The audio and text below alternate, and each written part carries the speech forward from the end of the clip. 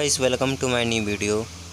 In this video class 10th mathematics की प्रश्नावली है 2.2, जिसमें मैंने आपको पहले के जो क्वेश्चन थे 6, 5, 4, 3, 2 इसकी वीडियो की लिंक आपको डिस्क्रिप्शन में मिल जाएगी। अब हम इस वीडियो में सॉल्व करने वाले हैं क्वेश्चन नंबर 7। तो क्वेश्चन नंबर मैं 7 पढ़ता हूँ। यदि बहुपद 3x² प्लस 11x माइनस 4 के शून्यक m तथा n हो तो m/n प्लस n/5 का मान ज्ञात कीजिए। ये क्वेश्चन जो हमने एक सॉल्व किया था, ये वाला क्वेश्चन उसी के जैसा है, तो इसे सॉल्व करेंगे। तो वीडियो को आखिर तक ज़रूर से वॉच करें ताकि आपको इस सवाल से जो रिलेटेड फार्मूलास हैं और जो करने का तरीका है उसकी नॉलेज आपको मिले।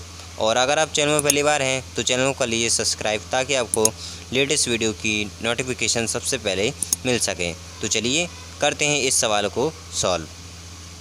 सबसे पहले क्वेश्चन नंबर 7 का जो बहुपद दिया है वो लिख लेते हैं। जैसे लिखा है 3x² प्लस 11x माइनस 4, ये बहुपद दिया है क्वेश्चन में, तो इसे लिख लिया है। अब देखिए, अब ये जो बहुपद है इसकी तुलना हम एक फार्मूले से करेंगे जो द्विघात बहुपद का फार्मूला होता है। ठीक है, तो मैंने आपको कई बार बताया है और मैं ये सवाल है इसमें ही बताऊंगा। तो बहुपद इसकी जो तुलना है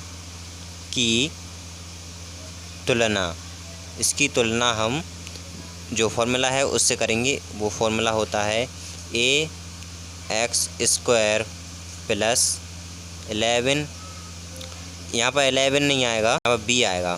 ठीक है ना, तो अब b जब हम मान रखेंगे तब ये रखेंगे। ठीक है, अभी तो हम फॉर्मूला लिख रहे हैं, तो हम अभी तुलना करने पर ax² प्लस bx माइनस का c, ठीक है, ये होता है फॉर्मूला द्विघात बहुपद का। तो अब हम लिखते हैं। तो देखिए, a का मान है 3, a का मान कितना है 3 है, तो a बराबर हो जाएगा 3। b का मान, अब यहाँ पर देखिए प्लस का b है ना कि माइनस का, तो प्लस का b है यहाँ पर 11, तो b बराबर हो जाएगा 11। अब जो c है, c अब देखिए माइनस का है, तो माइनस का साइन आपको लगाना पड़ता है। प्लस का अगर बाय द वे अगर नहीं लगा पाते हो तो कोई दिक्कत नहीं होती, लेकिन जो माइनस का है वह दिखाना पड़ता है कि ये माइनस का है। तो c जो है, यानी c एक अचर पद है, c एक माइनस का है, तो देखिए माइनस का यहाँ भी है 4, तो c बराबर माइनस का 4। ठीक है, माइनस का आ जाएगा। इसलिए बहुपद के शून्यक m तथा n हैं। ये लाइन लिख लेना है आपको कि इसलिए बहुपद के शून्यक m तथा n हैं। ये क्वेश्चन ही में है। तब इसका फॉर्मूला बनेगा, जैसे हम अल्फ़ा बीटा का फॉर्मूला बनाते हैं, जैसे अल्फ़ा प्लस बीटा, तो उसी प्रकार से हम, अब ये क्वेश्चन में दिया होता था अल्फ़ा प्लस बीटा, तो हम इसी प्रकार से इसका फॉर्मूला बना लेते हैं, अल्फ़ा प्लस बीटा और अल्फ़ा बीटा। तो इसी प्रकार से इसका बना लेते हैं। बस केवल अल्फ़ा की जगह m है और बीटा की जगह n है। तो देखिए इस प्रकार लिख लेते हैं, शून्यकों का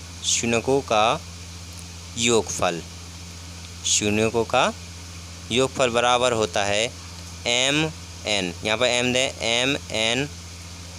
ठीक है, ये लिखने के बाद अब जो होता है माइनस का b अपॉन में a। ठीक है, ये होता है फॉर्मूला शून्यों का योगफल।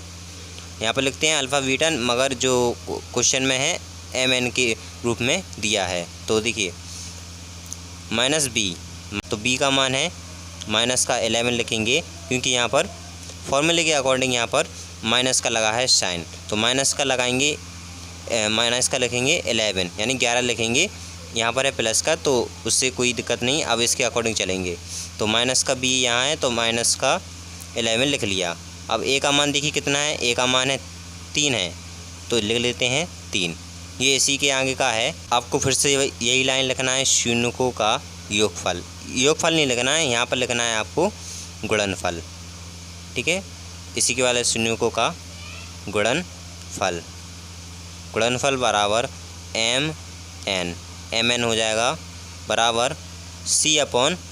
C एक अचर पद है, तो देखिए C का मान दिया है -4, तो यहाँ पर इसका भी लिख देता हूँ मैं -4 बटे में A का मान देखिए कितना दिया है 3। A का मान हमने यहाँ भी लिखा था 3, यहाँ भी लिख देते हैं 3। तो देखिए अल्फ़ा प्लस सॉरी यहाँ पर अल्फ़ा नहीं है, m + n का मान आ गया है -11/3, और जो mn है यानी गुणे के रूप में है तो इसका आ गया -4/3, ये आ गया। अब जो क्वेश्चन में दिया था अब उसके अकॉर्डिंग चलेंगे, m + n और बटे में है n + m। तो ये इस प्रकार से दिया है क्वेश्चन में। अब इसको हम इस प्रकार से नहीं लिख सकते हैं क्या, इसका एलसीएम ले लेते हैं। जैसे कि इसका एलसीएम दोनों आएगा mn, इसका हमने एलसीएम ले लिया mn का, तो mn आ गया। ठीक है, तो यहाँ पर हो जाएगा m² + n², हमने इस प्रकार से लिख लिया। अब इसका भी थोड़ा और करते हैं, इसको इस प्रकार से लिख लेते हैं m + n² - 2 गुणे mn। अब मैंने ये क्यों लिखा तो यहाँ पर बता देते हैं रफ में, ये रफ कार्य है, आपको रफ वाला जो कार्य है वह नोट नहीं करना है। ये तो हमने एलसीएम निकाला तो इस प्रकार से ये लिख लिया। अब देखिए जैसे इसका फॉर्मूला होता है, वो मैंने आपको 6 क्वेश्चन में बताया था, इसका फॉर्मूला देखिए क्या होता है। जैसे हम a² + b² इस प्रकार लिखते हैं, तो इसका फॉर्मूला होता है a + b और दूसरे ब्रैकेट में a - b, ये होता है फॉर्मूला। अब इसमें mn के रूप में दिया है, ठीक है ना, तो ये ऊपर देखिए हमने यही लिखा है ना, तो हमने यहाँ पर क्या किया है, इसको कुछ इस प्रकार से लिख दिया है। ये दो हैं, इसका बराबर करके आते हैं ये दो पद आते हैं। अब ये दो पद को हमने a + b का होल स्क्वायर, मतलब एक ही ब्रैकेट में लिख लिया है। अगर हम इनका मल्टीप्लाई करते हैं 2 से तो फिर से यही पद हमें प्राप्त हो जाएगा, जैसे कि यहाँ पर। अब m + n का हमने मान ज्ञात किया था, ये है m + n का, m + n का मान ज्ञात कहते हैं -11/3, तो -11/3 ब्रैकेट लगाएंगे और जी स्क्वायर लगा है तो स्क्वायर को भी लिख देंगे। ठीक है, स्क्वायर लिख दिया, -2 इसी प्रकार लिखा रहेगा गुणे mn, यानी ये जो भी गुणे के रूप में है, तो mn का मान देखिए हमने ज्ञात किया है -4/3, तो ब्रैकेट लगेगा -4/3। ठीक है, अब जो mn है यहाँ पर देखिए क्वेश्चन का अकॉर्डिंग हमने यहाँ पर बराबर करके इसको इस प्रकार लिख लिया था mn। ठीक है, तो ये तो मैंने आपको बताया ऊपर का किस प्रकार किया है, तो ये आया है ऊपर की लाइन। अब जो नीचे की लाइन है mn, तो mn का देखिए मान हमने याद किया था -4/3, जो कि हमने यहाँ पर लिख दिया, लेकिन फिर से लिखना है -4/3, क्योंकि यहाँ पर mn का के रूप में भी मान ज्ञात करना है ना। तो चलिए अब सॉल्व करते हैं। सबसे पहले स्क्वायर का करते हैं, स्क्वायर का इससे किया तो आ गया 121, स्क्वायर का 3 से किया तो आ गया 9। अब देखिए माइनस माइनस हो गया प्लस। ठीक है, अब 2 का मल्टीप्लाई किया 4 से, तो 4 एकम 4, 4 दूनी 8। ठीक है, तो 2 का मल्टीप्लाई किया 4 से तो आ गया 8, और जो 3 जो यहाँ पर लिखा था बटे में, इसको इसी प्रकार लिख देंगे बटे में। अब ये जो है ये जो लाइन हमने सॉल्व की, इसके बटे में लिखा है -4/3, तो इसको इसी प्रकार लिखा रहने देंगे, नीचे लिख देंगे -4/3। ठीक है, अभी इसको हमें कैलकुलेट करके, अभी इसको हमने कैलकुलेशन नहीं की है अभी इसकी, तो इसको इसी प्रकार लिख दिया है। जो 9 और 3 का हम एलसीएम लेंगे तो आएगा 9। अगर हम 9 और 3 का एलसीएम लेंगे तो आएगा 9 और ऊपर की साइड आएगा, अगर हम 9 से 9 का करते हैं तो एक बार जाएगा और 1 का इससे मल्टीप्लाई कर देते हैं तो आ जाएगा 121, वही रहेगा प्लस का साइन।